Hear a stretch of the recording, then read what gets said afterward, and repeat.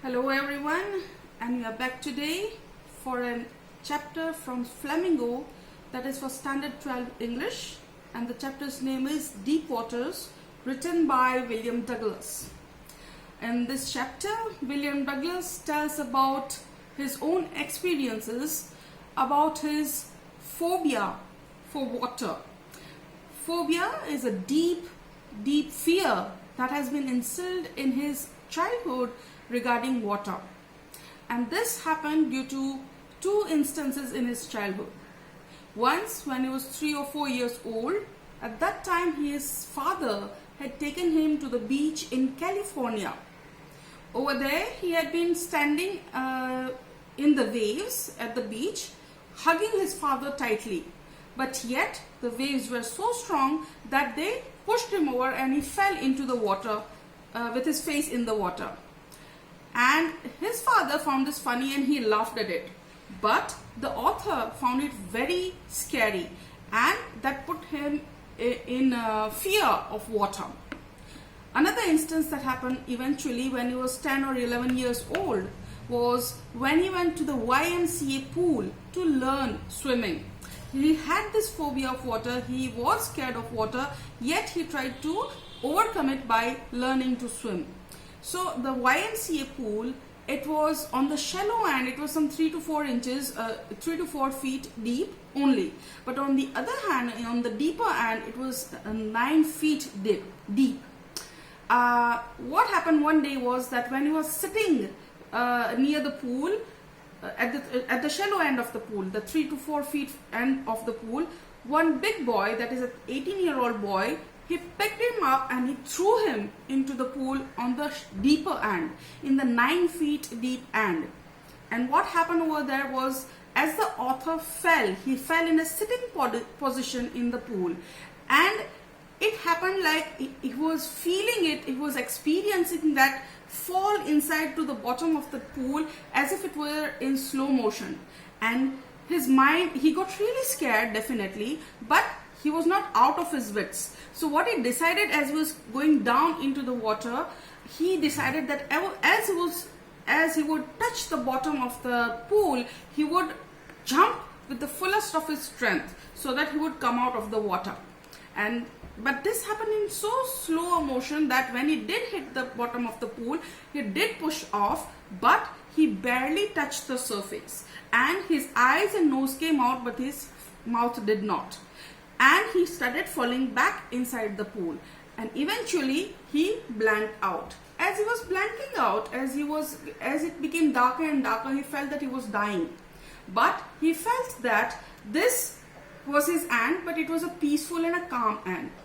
The next memory he had was of him lying outside the pool and he was vomiting the water and all. So he was saved. But these two incidences gave him a phobia of water, gave him a very great fear of water. What happened because of this fear of water? Well, it stopped him from enjoying various kinds of activities that he would have loved to do. He couldn't go for canoeing, he couldn't go for swimming, he couldn't go for fishing, he couldn't go for boating. And these things he found that he lacked in his life. This was something he would have wished to enjoy. Eventually, he makes up his mind one day that I need to overcome my fear of water somehow or the other. And so he decides to get himself a personal instructor.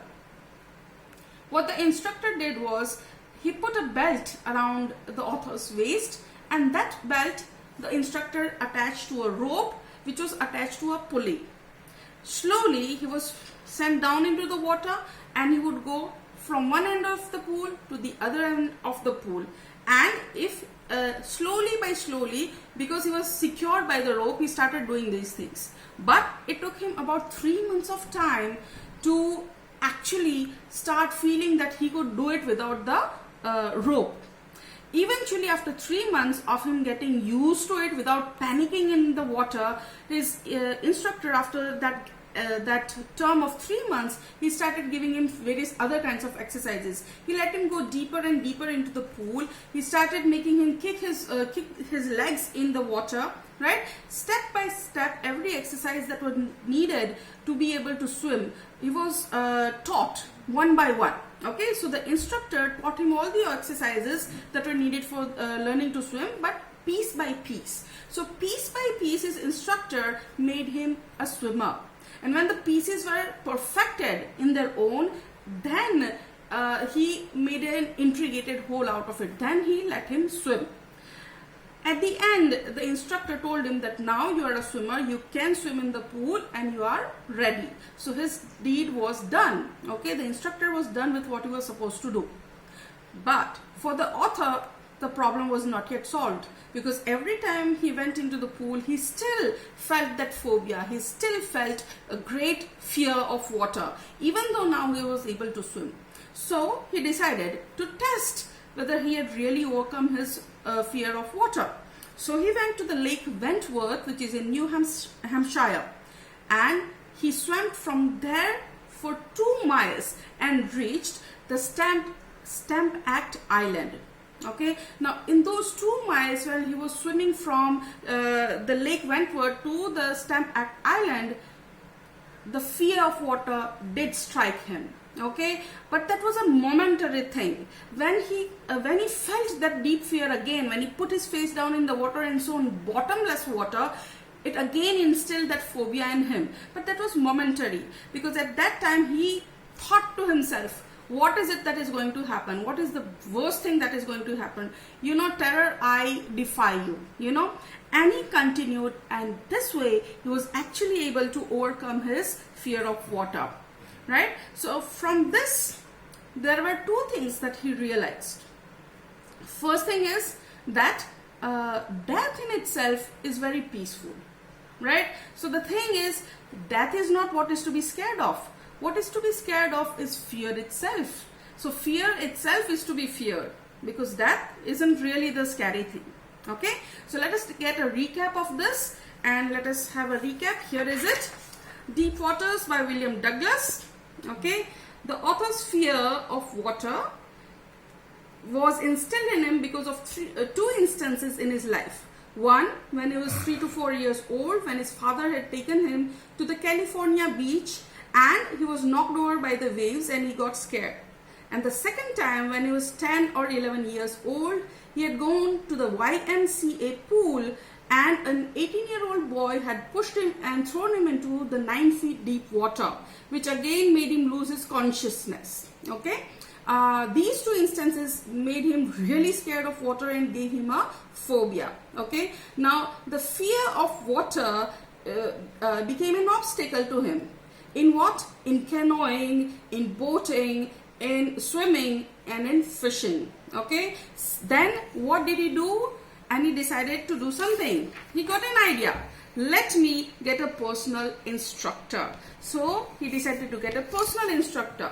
And after the instructor trained him and he became ready to swim in the swimming pool, according to the instructor, he was ready. So then again he thought, let me test myself as if whether I have overcome the fear of water. Okay, so he goes to the Lake Wentworth, which is in New Hampshire. Okay, and he swims for 2 miles. While he was swimming those 2 miles, fear again struck him. Okay, but he overcame that. He swam for 2 miles and he reached Stamp Act Island. In those 2 miles, when the fear again came to him, he eventually overcame it, and that was done. Okay, so after that, what the author realized? What he realized is that in death there is peace, and only fear is to be feared itself.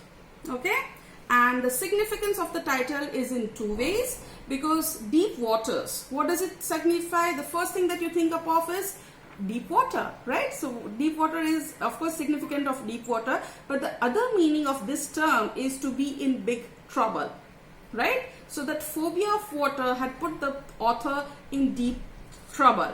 Fine. So this is it for today. I hope you enjoyed this lesson. Thank you. Have a good day.